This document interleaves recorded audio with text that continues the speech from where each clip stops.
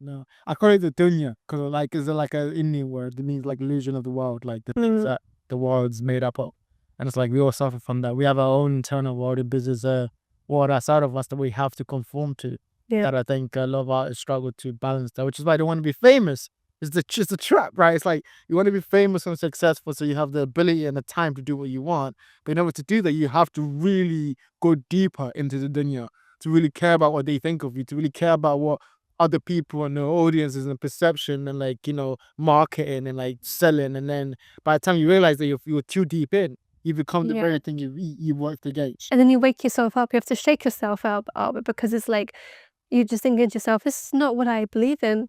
There's this whole like delusion of you thinking that you can be part of society because society itself is a freaking trap. Yeah, A yeah. trap That because is a trap. You heard it here first. you know. Okay. And even on that, then, like, do you think artists have to be misunderstood to be great artists? I think. Let me finish. Let me cook. I did say. Let me cook. Um, I think Van Gogh was often misunderstood, right? Especially during his time, and I think even after his time. I think there's a sense of like if you are a uniquely individual, most people are not going to understand you because if you can exist as you are in the world, your perspective sometimes will align with people, but most of the time we'll get against what society expects for people. I think very few times we allow ourselves to be as individual as we can in order to be understood. And I think when I was younger, I remember around the thing, I was like, all I want to be is understood, but I know I'll never be understood. Oh, woe is me, woe to me. Like, it was so stupid. Tears of a sad clown. But I think there's a perspective that you have to be misunderstood. I think that's what kind of I understood, or I kind of had to come to terms with that. Being misunderstood is okay. To be misunderstood is okay because it means you're trying to live the life that you want to live rather than the life that people impose on you. So the question I have for you is that do you think being misunderstood is a part of the creative journey, or do you think artists should strive to be understood in order to fit? um, I I think with the word misunderstood, the whole process of being misunderstood, it always comes from either one place or the other.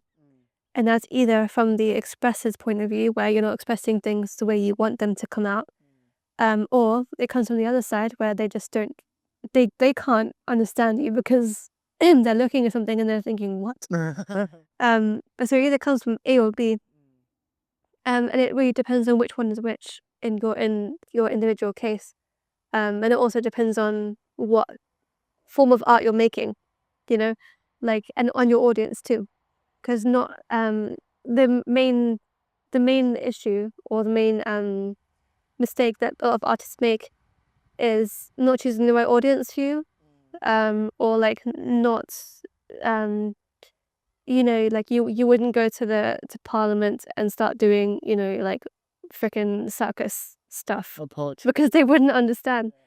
But you would go to maybe like a park like this and do like a soapbox speech thing because people can hear you. It depends on what your audience is and you have to understand your audience to know what art you want to make if you're going to go down the route of wanting to be well known, you know and that the whole wanting to be well known thing is you wanting to be understood, which is a completely the opposite of what misunderstood is, right? If you want to be well known, you have to be understood. Am I right? Yeah, you're right. I get you.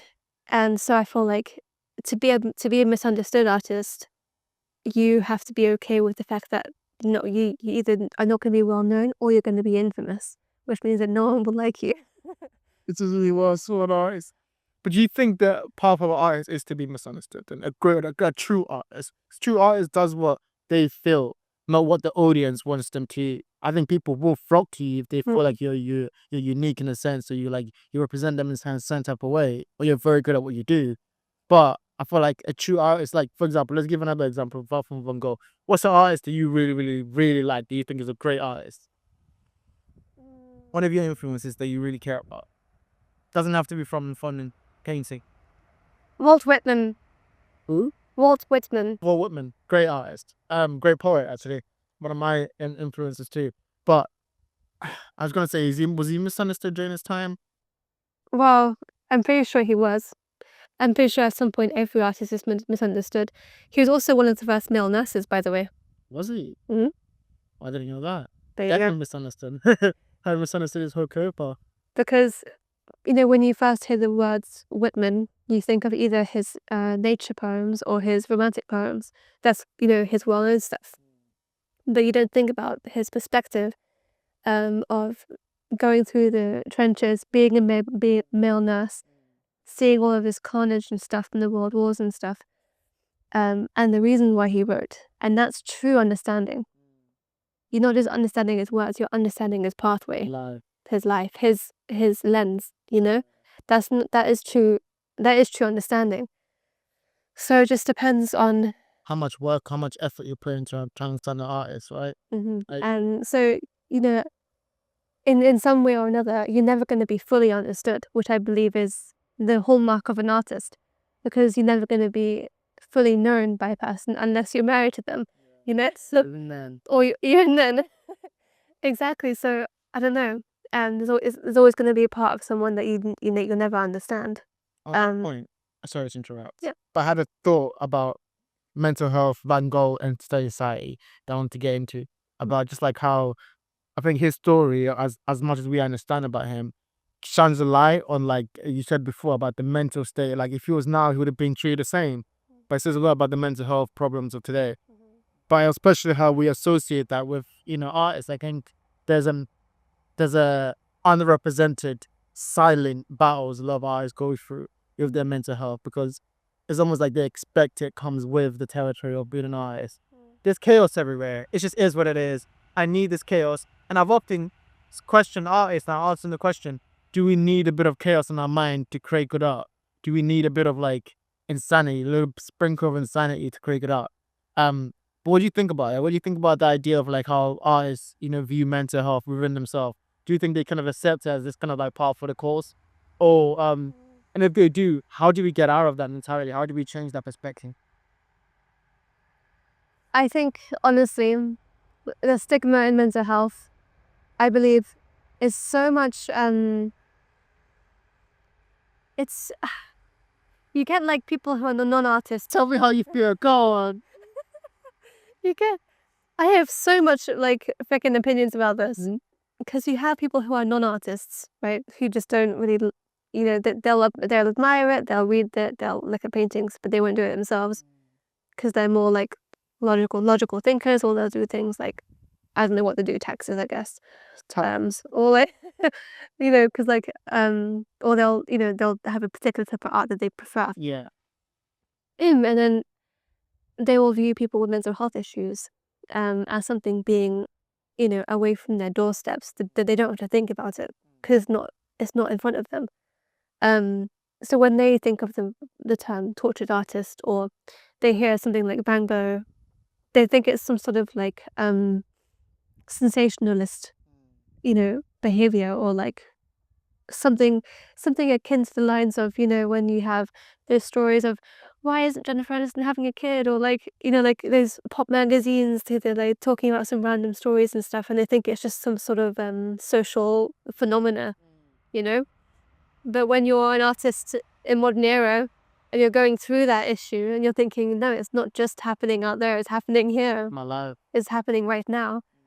So I feel like when it comes to the idea of if Van Gogh is in modern era, he would be treated the same, is because, you know, you have people who are scared of the whole mental health thing. By the way, okay, you have that, right? You have the whole being scared of mental health and wanting to get away from it. And then you also have the one where it's like, you think something's wrong with you all the time. And we have the overly self-aware people who think they'll read something online, or they'll read like a line in a book that they oh, I don't know, you're ADHD if you do this. And they think, oh damn, I have ADHD. You know, they just self-diagnose. So it's a weird like balance of people who are scared of mental health and people who are so kind of like obsessed with the whole tortured artist mental health thing, that they kind of trick themselves into thinking that they are. But then what everyone is forgetting is that we're all on the spectrum of something. You know, the whole point of neurodivergence is that we're all different, and we all have you know, on a scale of 1 to 10, something in between on one specific aspect of the characteristic, you know? Like, someone can like it when something is a bit more like when the camera is a certain angle, like someone I like. Somewhere. I am somewhere. Raise your hand if it's your someone. To me, like you. 4 pounds up. And some people will be like 0 out of 10 for that. Some people will be, feeling like they are daydreaming too much, so they think that they're just dissociating, and they just completely forget the fact that there is a scale. Some people have it severe, some people have it chronic, some people have it, moderately. That's the whole point of why we have things like the DSM and DSM-5, where you'll be diagnosed by categories and stuff depending on the severity of things, right? Someone like Van Gogh, who was, the way that he was expressing things and the way that he was expressing himself in society, there must have been a reason based on his behavior people didn't like him. I mean, come on. Right. Some crazy stuff. You can't say that he was wearing a tuxedo walking around with a cane. Like, good morning, lady. Like, there's no way. Like, he must have been doing something that was out of the ordinary. People who for people in his era admired, restraint, politeness, that sort of thing. There's a certain way of like, Presenting yourself. Yeah. Holding yourself in society. People would admire you for, or accept you into your cafe. Like, he must have had some sort of like behavior, or like, I don't know, if he was speaking his mind too much, people got scared of him, because no one in his era, you wouldn't say everything in your mind all the time. Like, right now, we would be like, what are they doing? Like, they're weird, stay away from him. Like, go like a long way around the park. I don't know if I'm getting my thoughts. I've been listening, so I definitely understand what you're saying, and I'm gonna try to sum it up for you. I think first off, you mentioned a point which I do think is so true, about I believe there's in society an overdiagnosed and an underdiagnosed. There's like overdiagnosed people who diagnose themselves through social media, Yeah. and they say like, I am this thing because I do this weird thing, not understanding that is a spectrum. You might just be very much on another spectrum. They use like on the low point of it. And the underdiagnosed because some people just are scared of the even idea of it. So they just try to keep as far away from it as possible. Yeah. And it's like, actually, you actually need to be diagnosed because maybe if it's to lower yourself a bit better, or like the stigma around it, the stigma around mental health. I think it's interesting to tie it back to Van Gogh, because when we speak about people's relationship to artists and mental health, yeah, like you were saying, in his time, he would have been absolute anomaly. This guy was walking around drinking absinthe, like, probably like seeing stuff, Yeah. You would ever know he was seeing shoes on fire. Definitely seeing Like, seeing so much stuff. So he must have been like, oh my God, I can paint this. But also like, yeah, no, I'm actually seeing this in reality. And so he must have tried to explain this to people. People were like, what are you talking about? I have no idea what you're talking about. Even like the idea of like Starry Night. He must have shown to me like, do you get it? It's beautiful. He's like, yeah, no, bro, you have a problem. Like, if you're so like looking up the sky, you're like, oh, look at this. And they're thinking, well, Hours. like, it's just the sky. What are you talking about? And I'm just sitting there for hours, just like completely losing it. And he's like, imagine this beautiful pain in his head, I think that's what separates artists, is the ability to see things that aren't quite there. But also that's what we call, insanity almost sometimes, like if you see something that's delusions, like Yeah. you're seeing things that aren't there, you have a problem. I think it just really is a spectrum, like you said, about how we react to it. And there is a difference between harmful delusions and just delusions. And then you have, the harmful diagnosis and the just normal characteristics that some people have. Some people will be extra introverted and then be misdiagnosed as autistic, Yeah, that sort of thing. Absolutely. Or being extra extroverted and being diagnosed with psychosis. Or like ADHD, like when you're a kid, it's like sit down and you're like, oh, So energy. I have so much energy. Yeah, like, and that is just and sometimes it is just a case of your environment and the way you're being brought up, or what you're doing in your life and stuff. Because some people, they'll be playing football in the field and they'll get all their energy out. They'll come home, they'll sleep, and that's like a normal thing. That was me. Yeah, exactly. So you'd be like seen as being an okay child, right? But then if you hadn't been doing football and you had all the energy, you'd be like, bouncing off the walls. You'd be like a troublesome kid, you know. Exactly, yeah. So And it's just, you're right, it's just by environment and also like that special kid and how they react to that. I also want to speak about a little bit more leaning into your artistic pursuit. So leaning into like painting, let's say for example, right, and trying to look at the work through Van Gogh's eyes. I want to like kind of dissect his sight, what he saw, right? So obviously he had, moving past his mental health kind of I guess struggles into more of his like his artistic vision, his artistic pursuits. When we see some of the paintings that he did, when you see some of take some of your favorite paintings, say the Cafe or Starry Night, what do you think he felt when he was painting that? And the reason I want to ask that is that like I always try to understand artists from the perspective of how they feel when they're creating art. So when you paint something like that, there's an emotion behind it that allows you to kind of like paint a certain type of way, or like even like pick a certain type of color, or like deepen, or like try to convey that emotion that you're feeling, especially onto a canvas, right? Because it's like a third order effect, right? It's like you feel something onto the canvas, and someone else looks at the canvas and tries to kind of feel what you were feeling. Mhm. What is that process like? Can you kind of like speak to that a little bit?